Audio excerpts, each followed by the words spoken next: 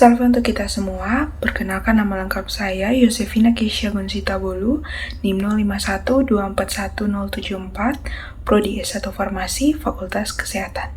Pada kesempatan kali ini, saya akan menjawab 3 pertanyaan dari pertemuan ke-9 yang bertemakan hukuman mati dan nilai kemanusiaan.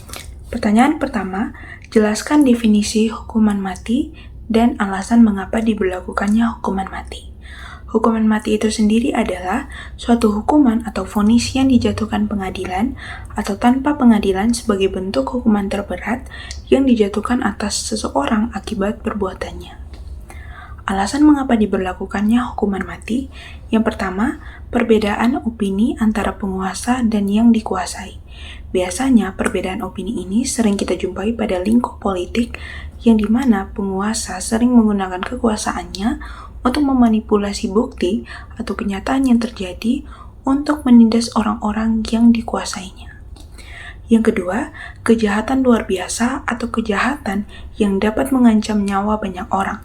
Contohnya seperti teroris. Pertanyaan kedua, jelaskan sejarah pelaksanaan hukuman mati.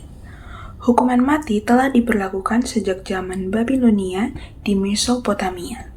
Hal yang mendukung adanya praktik hukuman mati pada saat itu, yaitu Undang-Undang Hammurabi yang tertulis pada permukaan batu sekitar tahun 1754 sebelum Masehi.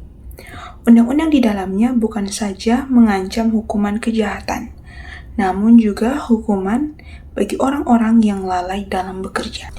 Pertanyaan ketiga, jelaskan pendapat mahasiswa setuju atau tidak setuju pada praktik hukuman mati.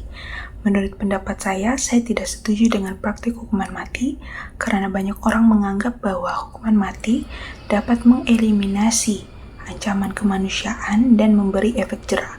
Tetapi pada kenyataannya, hukuman mati tidak dapat mengeliminasi ancaman kemanusiaan karena ancaman tersebut bukan hanya berasal dari faktor eksternal atau terpengaruh dari orang lain, tetapi juga dapat timbul dari beberapa faktor internal, seperti karena niatnya sendiri yang berlandaskan kebencian atau kelainan dalam diri. Yang kedua, tidak terbukti memberi efek jera, karena hukuman mati telah diberlakukan sejak abad sebelum Masehi, tetapi sampai sekarang masih banyak kejahatan yang terjadi. Yang ketiga, melanggar hak asasi manusia yang paling mendasar, yaitu hak untuk hidup. Dan yang keempat, menentang ajaran gereja yang selalu menguduskan kehidupan manusia dan mengajarkan pengampunan dan pertobatan.